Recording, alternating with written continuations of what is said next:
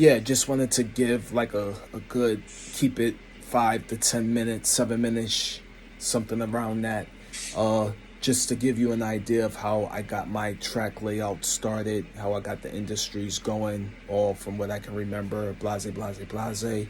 So here we go. This is the most recent stuff I've been working on. Been making changes on the yard. I have the Bachman diesel fuel and sand facility that I'm working on. So I'm trying to implement that in this area. Also did some stuff on the second tier, adding some more track where I can have more Amtrak trains on the layout. So I'll speak on that on another video.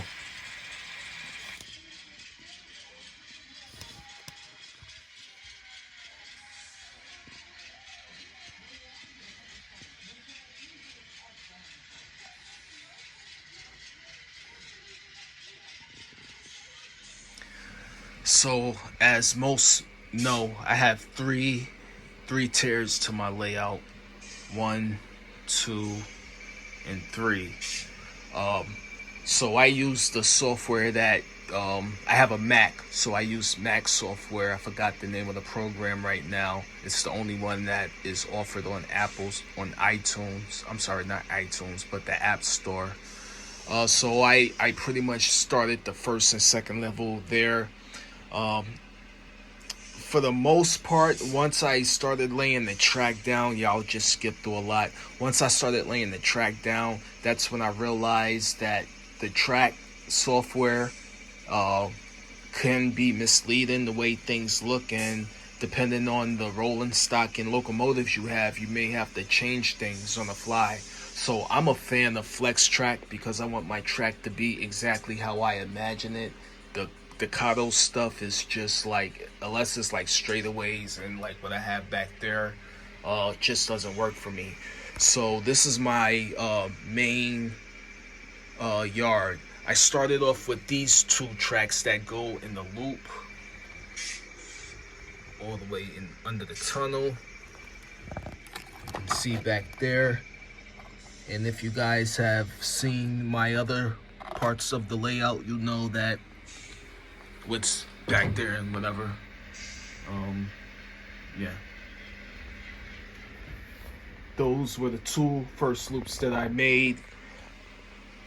Then I jumped to the yard, of course, and I pretty much just spaced it out with how I thought I would put the track down if anything derailed. For the most part, this is what it was. This is the main line right here, but I did have I had some crossovers. Like I had like one crossover right here, and I had some stuff going on there. And the reason I removed that was when I first got my first BLI, I was having engines with the six axle. The six axle.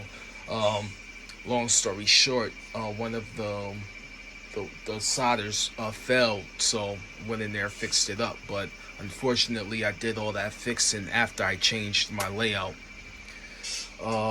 So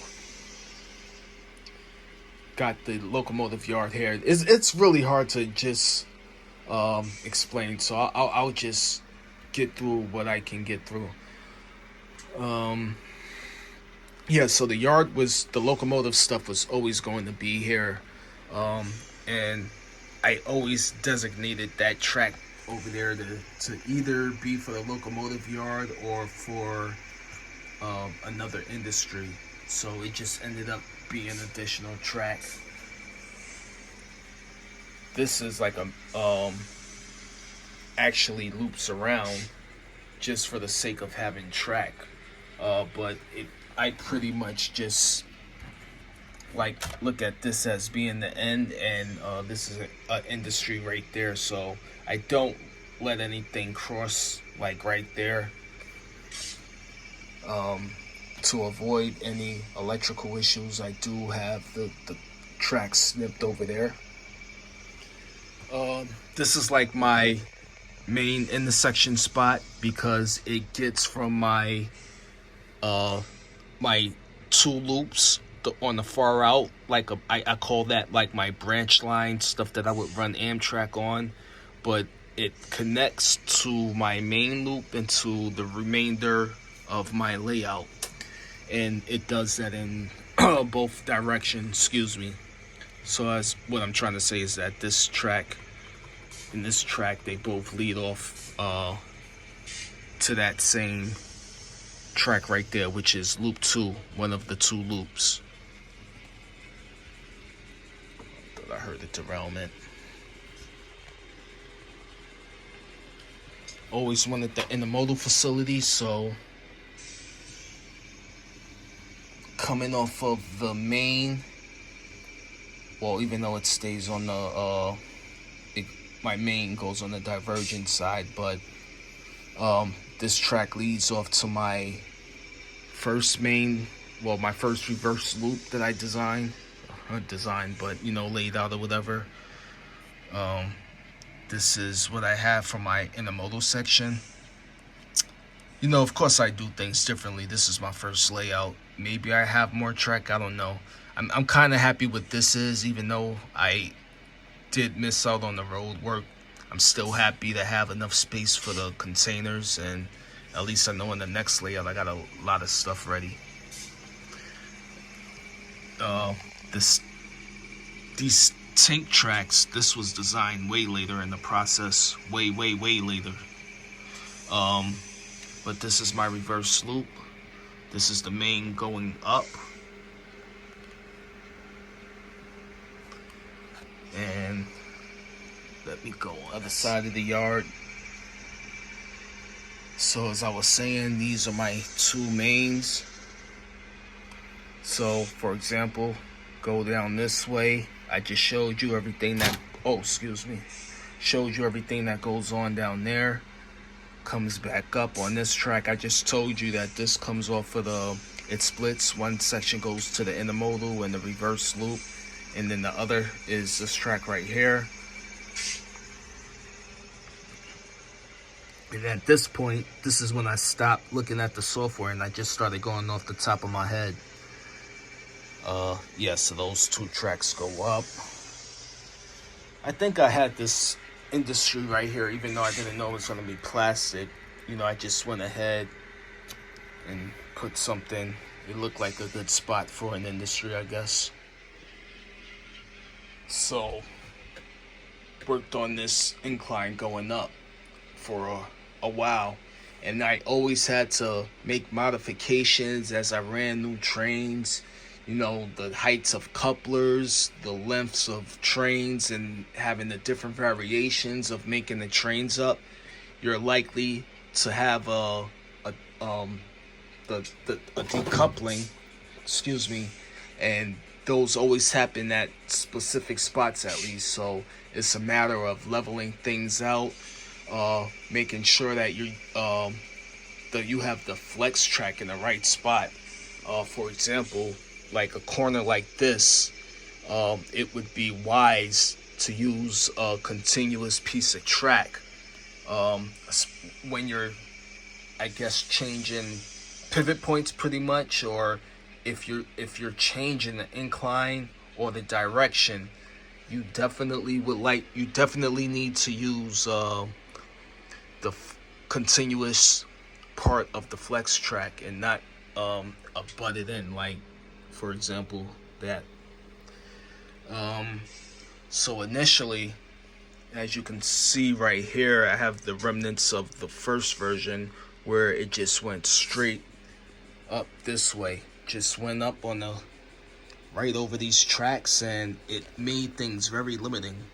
I mean, I'm limited now, but it definitely was worse than it is. I wasn't able to reach in the yard. I lost a lot of yard space. I couldn't reach my hand in and just get a good view like I'm doing now. And I do have old videos of it on my YouTube channel. But I went ahead and got the balls to remove it. So initially what I wanted to do was go all the way out here, get in between here and get it close to the wall as I could. But, you know, I had interference issues like right here, you know. So the next best thing was what you see right here. And like I said, it opened things up. I got a view of everything going. It wasn't that hard to get things going since this was like I made this change probably at least after a year, after like 2 years, you know, of me running this layout.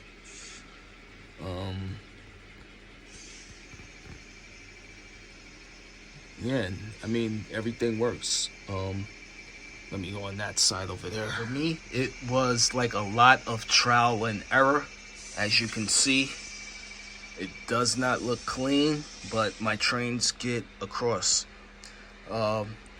And when I got the, in fact, I had to do a third modification, I believe. Yeah.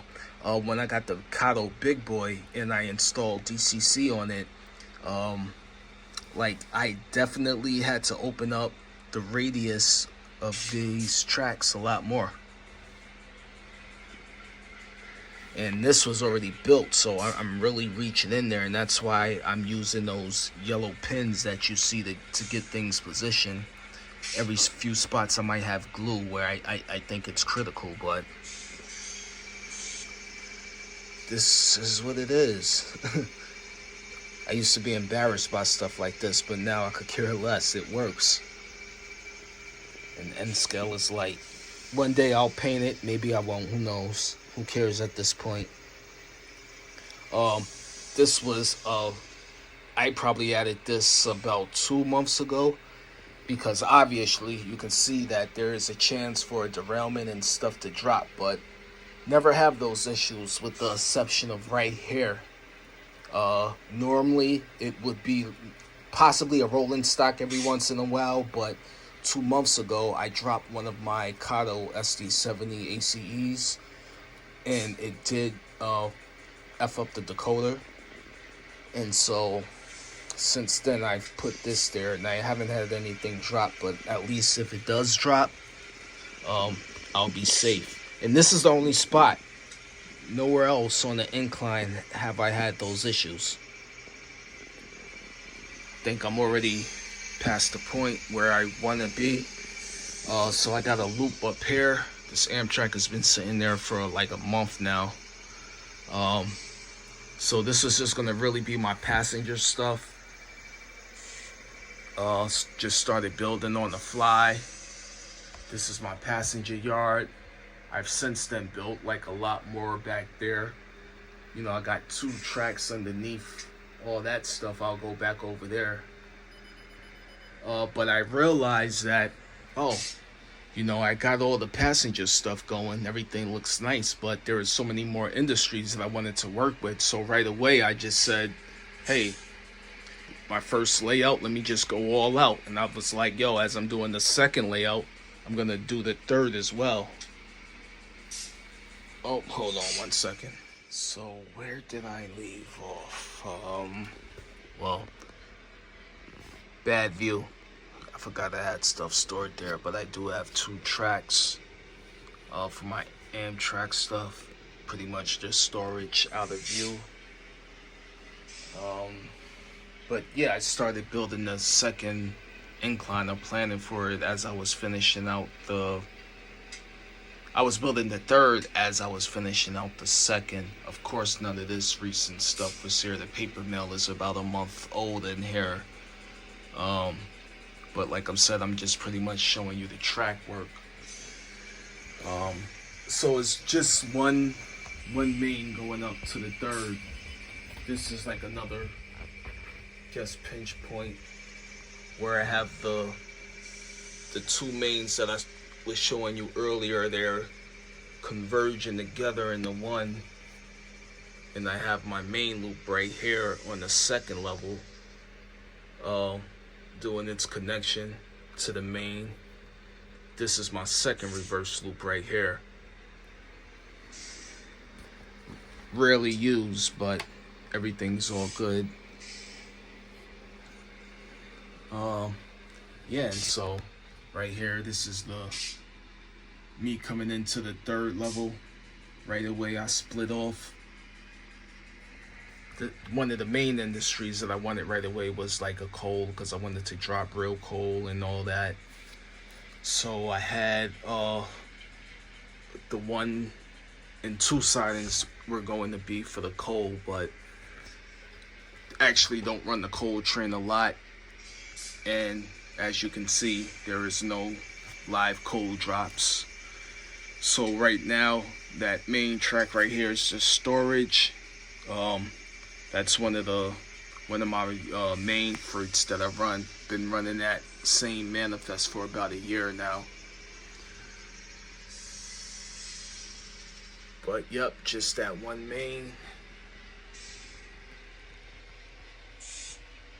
Coming in. The idea up here was just to have enough track to park a large train, as you can see right here, and just be an appendix to my main yard up here, which is a stubbin that I'll show you in a moment. So at some point later I added a second siding because I just thought I needed more track up here to store more trains. But I am limited by what size train I can store on this main, so that all kind of comes into play when I bring trains up here. Of course, this is a reverse loop right here.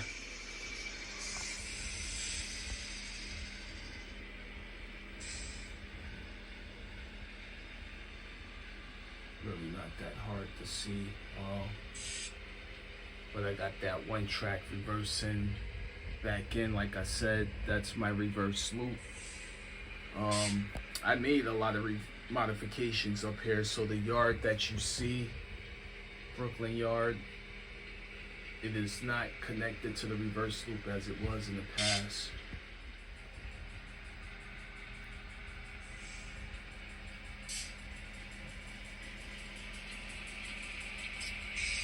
So yeah, like I was saying, I just thought that I needed more track. Since I'm not prototypical at all and I'm limited by space, I wanted an intermediate track that I can possibly store stuff on as I'm doing switching in this yard and prepping to get back onto the main line. That industry back there, I rarely use it, but it is there for intermodal and such.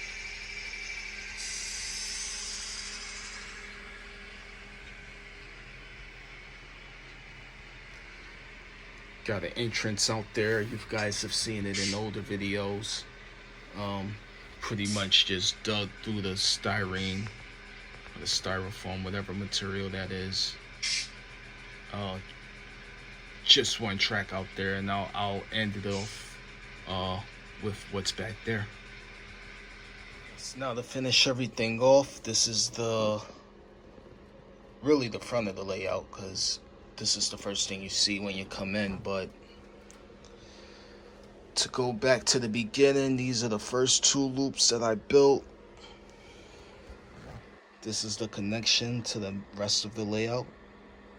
So the main one to these tracks going all the way up to the 2nd and 3rd tier. This is the rotary that is part of my power plant for when I drop live coal. It works, but I never finished doing all the final stuff.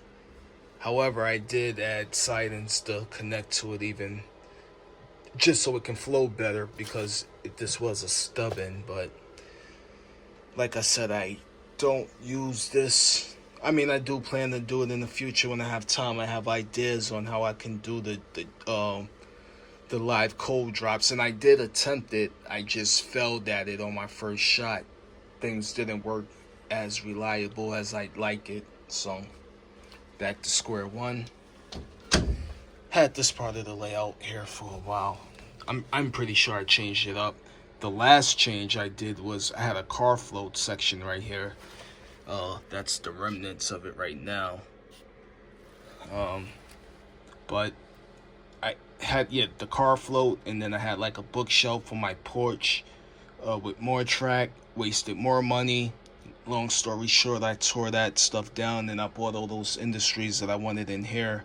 So the paper mill showed you guys that this is a liquid distributor. So the whatever you guys call in your part of the country pot. This was like a sewage plant. You guys, I've spoke about that, and we're here for the track work anyway. So those are my sidings. Recently ripped things up. That's what all that is for. And I do need to do ballasting all over the layout and some painting and weathering again. This is the paper converting facility that I added. Initially, this was where the car floats came, but now this is designated for the converter. Of course, this is the power plant. Go up a second level. You know, I always want to have more track in the layout. That's just something that I've always liked as a child. So found a way to get more track up here. Right now, I don't have nothing. This is an industry, is another plastics industry. The tail end of it, where they would, do plastic injection molding. Just really dark up here. Can get a light up here, but as of now, I'll just like park the cars there. But I had to do a lot of some changes up here, so the track is just wobbly right now. So I kind of just don't use that right now. So I do come into the yard. This was a yard that I built last year, just like I said, to have more track. So finally, since I have the paper mill up here, and I do have one other industry up here, well, two, if you count this one, two others, so three in total. I can use this. This is going to be an interchange for another railroad, but right now I just tore some stuff down, so I'm starting over here. This is the one of the endpoints for the refrigerated cars, so they can come from this point to this point, but not directly. They have to go to 1 yard at least. And then also this would be a place where we would drop loaded and unloaded cars for the paper mill. So right now I got box cars that would be picking up the final product. I would have 10 cars up here, but not these specific ones. These are for the crude oil, as I have it for my layout right now. The ones that I have for the paper mill or those other type of products like chlorine, peroxide, whatever, those would be the shorter tankers. But that is all I have for you today. Don't think I'm gonna do too much editing on this, but if you guys get through it, thanks for watching. And if you have any questions, feel free to drop a question in the comments or whatever, because there is I did a lot more than what I said in here, but I'm rambling and I gotta go to bed. So have a good night.